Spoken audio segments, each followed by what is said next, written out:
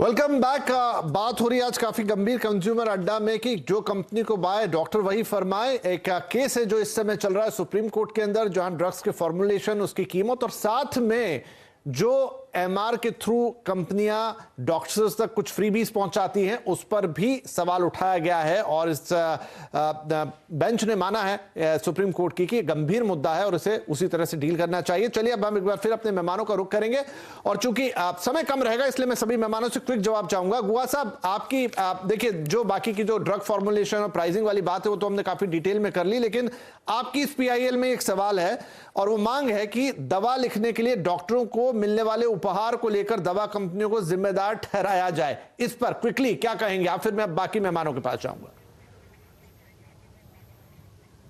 हाँ, तो क्विकली क्या बोलूं, मैं 40 साल दवा बेचे थे मेडिकल रिप्रेजेंटेटिव का रूप में, तो मेरा तो कुछ कहना है, एक्सपीरियंस है, वो थोड़ा सा 2 मिनट हाँ, बिल्कुल समय दीजिए, मैं कहना चाहता हूं। बोलिए। और मेरा खुशी आया है कि डॉक्टर लोग जो यहाँ इस डिस्कशन में बैठे हैं, उन्होंने बहुत अच्छी तरीके से बहुत सीरियस मुद्दे रखे हैं। आप देखिए, सबसे ज़्यादा ये जो प्रश्न हमारे सामने है कि दवा ये अनइथिकली काहे प्रमोट कर रहा है, ये भी हमारे सवाल है जी। देखिए, मेडिकल दुनिया में जैसे सवाल आया है, हम ये सवाल पूछना चाहता हूँ, पहले 2013 का ड्रग प्राइस कंट्रोल ऑर्डर का पहले 500 mg 650 mg पैरासीटामोल हमारा देश में था? नहीं। विदेश में कहाँ, कौन सी देश में 650 होता है? तो ये सवाल का हमको कौन जवाब देंगे? दूसरी बात ये है, मेडिकल रिप्रेजेंटेटिव को कोई गुनाह नहीं है। कंपनी जो बोलते हैं डॉटेड टर्म्स में उनको वही करना चाहिए, तो मेडिकल रिप्रेजेंटेटिव इसमें कहाँ आता है?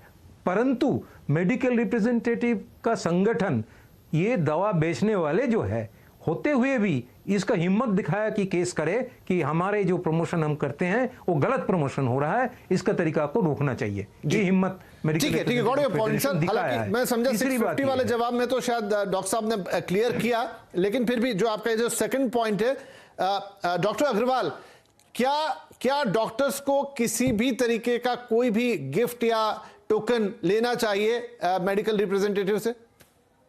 ये तो इसमें कोई कंट्रोवर्सी नहीं है। कोई डॉक्टर को गिफ्ट, कोई दवा स्पेसिफिक लिखने के लिए लेने का कोई मतलब ही नहीं है, तो टोटली इलीगल चीज है।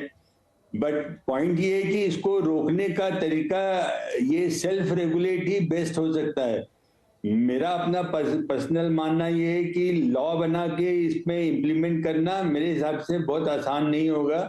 ये दोनों साइड से सेल्फ रेगुलेट होना चाहिए, फार्मा कंपनी की साइड से भी और डॉक्टर की साइड से भी। जी मिश्रा साहब, इस पर आप क्या कहेंगे? क्या आप जो रेगुलेशन तो हैं, जैसे अभी स्वाति जी भी बता रही थी कि वो कुछ हद तक तो कंपनियां दे सकती हैं, लेकिन उसमें इतने सारे इफ एंड बट्स हैं कि जिसकी एक बारीक लाइन आप खींच ही नहीं पाएंगे।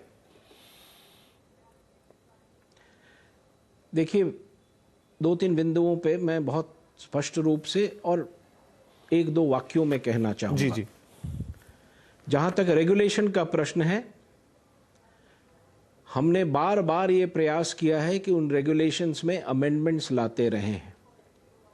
मेरा अपना विचार है कि अब समय आ गया है कि इस वर्तमान रेगुलेशन को भूलकर हम आमूल चूल नया रेगुलेशन आए, क्योंकि व्यवस्थाएं बदल चुकी हैं, साइंस आगे बढ़ गया है, मार्केटिंग का तरीका आगे बढ़ गया है। हमें उसमें बदलाव लाना चाहिए और हमें नया एक्ट बनाना चाहिए।